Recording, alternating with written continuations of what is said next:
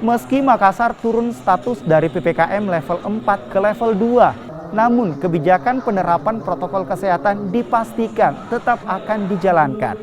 Selain itu, penuntasan program vaksinasi dan juga monitoring akan tetap berjalan agar kasus COVID-19 di Makassar bisa semakin ditekan.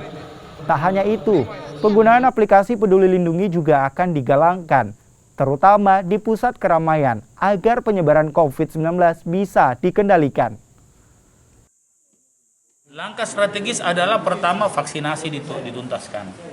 Makanya kenapa ada gerakan 100-100. Kedua, protokol tetap ditegakkan. Tidak akan pernah longgar soal protokol. Maka tim Raika akan saya lebih perkuat lagi.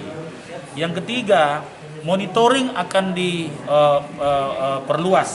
Makanya posko-posko kelurahan lewat recover center